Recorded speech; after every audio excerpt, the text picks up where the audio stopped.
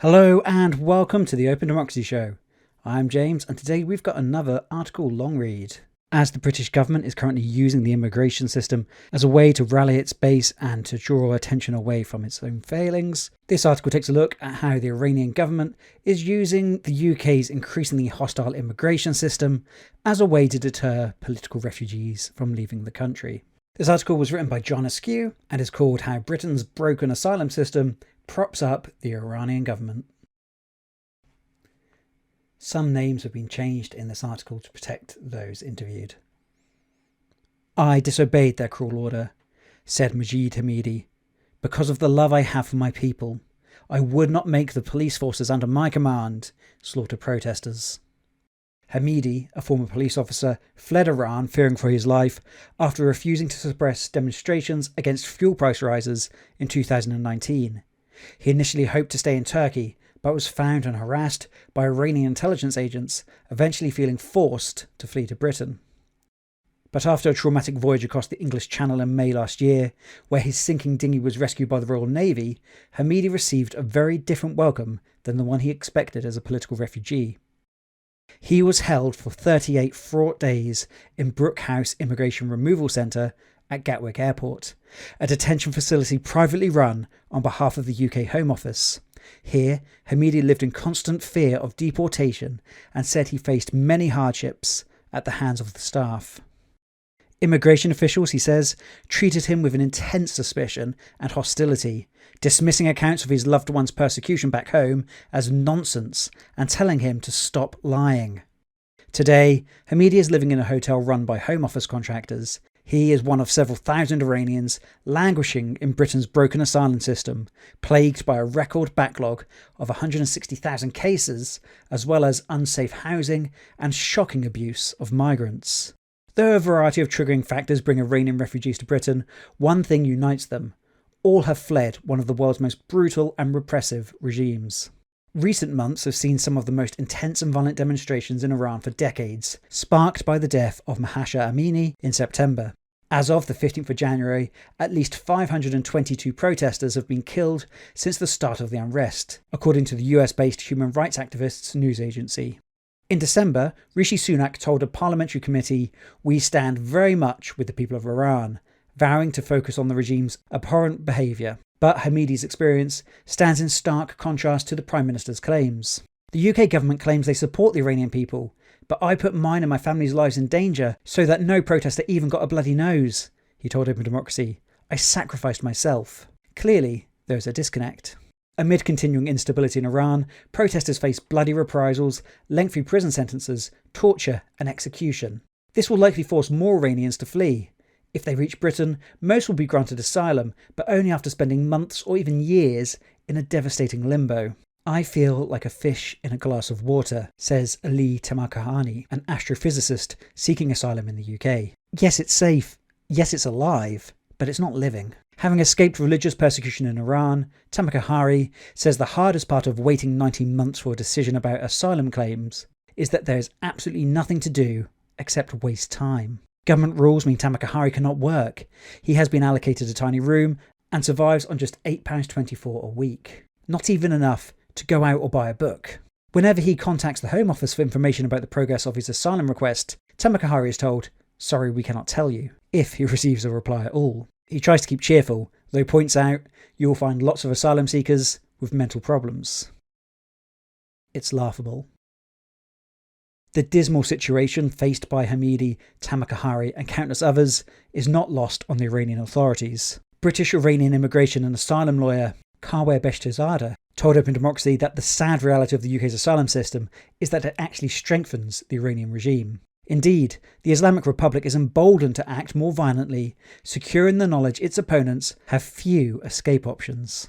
The authorities use what happens to asylum seekers in the UK to make people inside the country shut up and not protest, because the alternative is reaching Europe, wasting years of your life, and ending up severely depressed, he says. Every dictator looks at their people and asks if they have a choice to go to a country like the UK and claim asylum, or if they are forced to stay. The regime's cynical logic is only reinforced by British ministers' oft-repeated pledges to crack down on what they call illegal migration. plus the controversial plan to send asylum seekers for offshore processing in Rwanda. Last week, the government announced plans to deport every asylum seeker who crossed the British Channel to a third country and then ban them from ever returning to Britain. Beşte blasted the contentious plans, saying they will never work. The UK government must first withdraw from both the Refugee Convention and the European Convention on Human Rights before they even try it. It's unworkable, immoral, inhumane, expensive, and frankly absurd, he said. But Iranian officials have claimed such policies show how unsafe it is to seek asylum in Britain. Last June, Saeed Khatibzadeh, spokesman for Iran's foreign ministry, said, "What is happening is a historical shame for England and all those who have devoted their efforts to cover up and purify their colonial history." He said, "Deporting people to third countries is a dangerous procedure that will destroy the international refugee protection regime." Immigration lawyer Beşte believes that the situation in Britain has become laughable, saying, "It's so embarrassing that even the Iranian authorities were condemning the policy as inhumane." The UK government's plan to send migrants to Rwanda has been delayed after the High Court granted a group of asylum seekers permission to appeal. But if it goes ahead, there are fears that the political refugees could be targeted in the Central African country by Iran's powerful security forces. What protection is there in Rwanda? Asks Shiva Mahabodhi, spokeswoman for the campaign to free political prisoners in Iran. How can the Rwandan or the British government keep people safe? In reality, they can't. It's impossible. Last month, Persian-language TV channel Iran International was forced to relocate from London to Washington DC, citing threats posed by Iranian agents, while protesters have reportedly been attacked in the heart of the capital. Kafkaesque situation.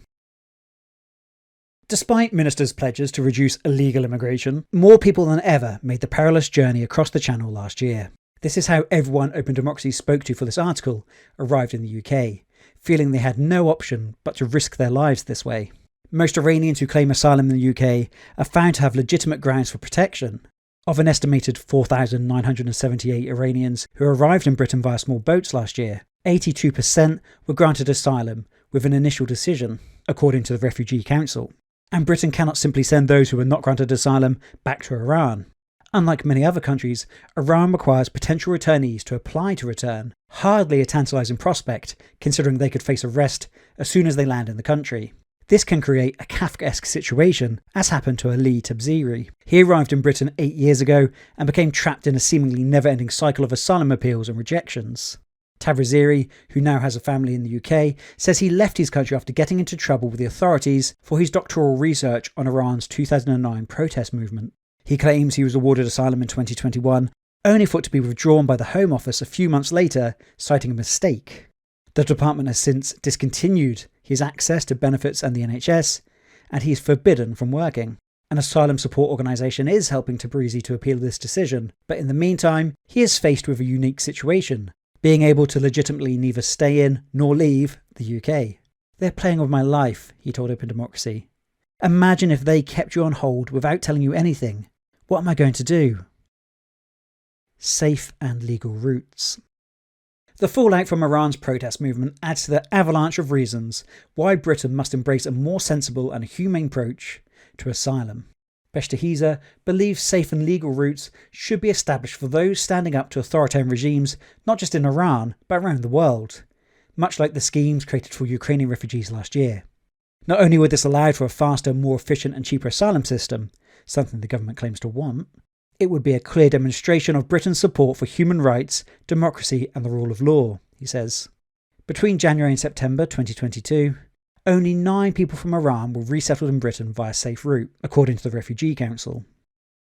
In comparison, 4,978 Iranians made the dangerous channel crossing by small boat last year. In December, Sunak announced that there would be new laws to ensure the only way to come to the UK for asylum will be through safe and legal routes. None have been forthcoming so far. Meanwhile, secure in the knowledge that the international community will not directly intervene, the Iranian government has become more and more aggressive in its crackdown, Beşte says.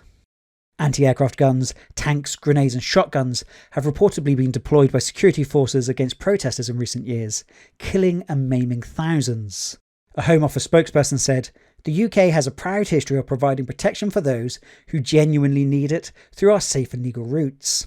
Since 2015, we have offered a place to almost 500,000 men, women and children seeking safety, including those from Hong Kong, Syria, Afghanistan and Ukraine, as well as family members of refugees. The UK stands in solidarity with those people under threat from Iran, both at home and around the world. However, nobody should have to put their lives at risk by taking dangerous and illegal journeys. People should claim asylum in the first safe country they reach. That is the fastest route to safety.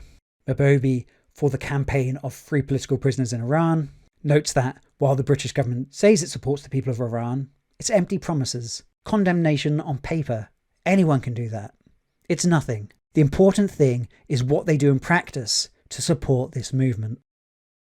So thank you so much for listening. If you'd like to read the full version of this article, you can do so by heading over to openDemocracy.net. If you've enjoyed today's show and you're not yet subscribed to the Open Democracy Show podcast, now is a great time to do so.